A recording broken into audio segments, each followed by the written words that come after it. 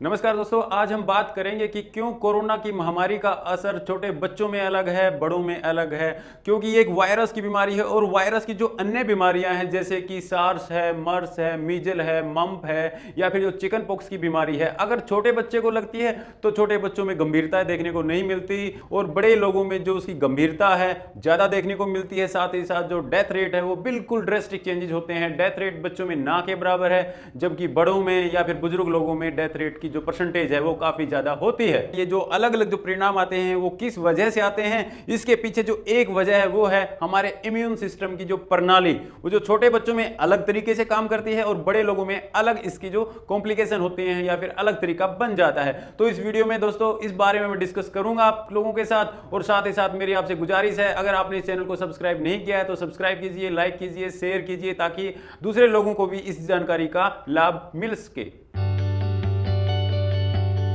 आइए अब देखते हैं कि इम्यून सिस्टम बनता कैसे है और इसमें कौन कौन पार्टिसिपेट करते हैं। सबसे पहले होती हैं श्वेत रक्त कोशिकाएं, जिनको कि WBC बोला जाता है। इसकी बहुत सारी वैरायटीज होती हैं। सबसे पहले होती है फेगोसाइट WBC, जो कि किसी भी सूक्ष्म जीव को खा जाती है। उसके बाद होती है लिम्फोसाइट WBC, जो किसी भी सूक्ष्म जीव के ऊपर एंटीबॉडीज की सहायता से बम्बार्डमेंट करती है, हमला करती है। उसके अलावा होती है TWBC,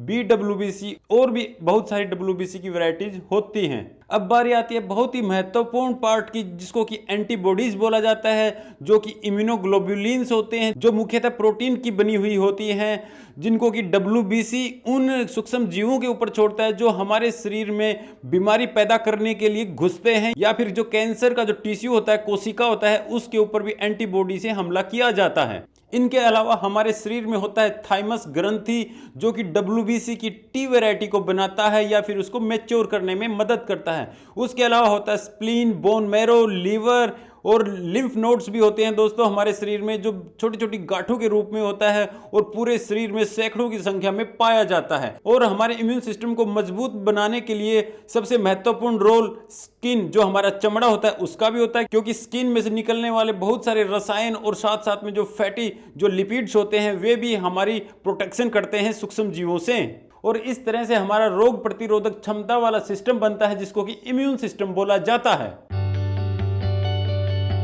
अब जो छोटा बच्चा जब जन्म लेता है तो उसके शरीर में जब वो दूध पीता है या फिर जो खिलौनों के साथ खेलता है, इधर उधर जमीन में या इधर उधर कहीं भी किसी भी ऑब्जेक्ट पे हाथ से टच करता है, उसके बाद उसी हाथ को अपने मुंह में, नाक में या आंख वाँख में टच करता है, तब तरह तरह के वायरस, बैक्टीरिया या फिर जो अलग अलग प्रकार के जो एंटीजेंस होते हैं, सूक्ष्म जीव होते हैं, उसके शरीर में एंट्री करते हैं। अपने जो इम्यून सिस्टम के अंदर कुछ मेमोरी बिल्डअप करते हैं, चाहे वो कोशिकाओं के रूप में, चाहे वो जो एंटीबॉडीज के रूप में। अब अगली बार जब कोई भी पैथोजन, कोई बीमारी पैदा करने वाला जीवाणु, विषाणु या कीटाणु या पैरासाइट उसके शरीर में इंटर करेगा, तब उसकी जो मेमोरी सेल्स हैं या फिर जो इम्यून सिस्टम की जो मेमोरी है या फिर जो उसके एंटीबॉडीज हैं, उसके खिलाफ अपनी कार्रवाई शुरू कर देते हैं और उस बीमारी पैदा करने वाले जो सूक्ष्म जीव होते हैं उनको नष्ट करने की कोशिश करता है।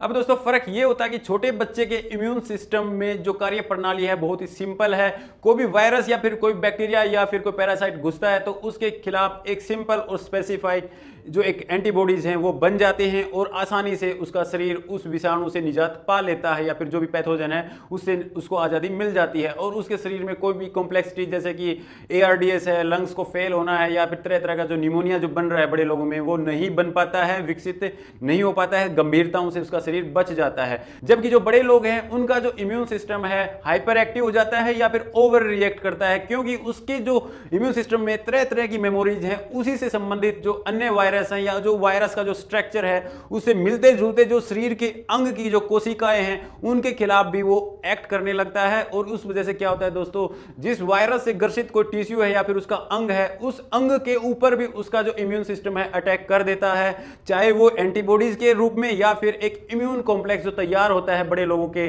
जो शरीर में, वो इम्यून कॉम्प्लेक्स जाता है उसके फेफड़ों में, जैसा कि कोरोना वायरस में हो रहा है, या फिर उसके विभिन्न अंगों में, जिन अंगों का जो सूक्ष्म लेवल पर जो टिश्यू है वो किसी वायरस या फिर बैक्टीरिया से मिलता जुलता होगा। और फेफड़ों के साथ साथ जो दूसरे जो अंग होते हैं जैसे कि लीवर है, किडनी है और तरह तरह के जो ऑर्गन है वो सारे के सारे फेलियर में जा सकते हैं, जिसकी वजह से मरीज को वेंटिलेटर पे डालना पड़ता है या फिर कभी कभी हीमोडायलिसिस जो खून छानने की जो मशीन होती है उस पर भी उस मरीज को डालना पड़ता है। और इसीलिए छोटे बच्चों में अगर ये वायरस की बीमारियां लगती हैं तो हल्का फुल्का खांसी जुकाम बुखार से उसका मामला ठीक हो जाता है, लेकिन बड़े लोगों में क्या होता है कि मरीज को वेंटिलेटर की जरूरत पड़ती है और कभी कभी मरीज की मृत्यु भी हो जाती है।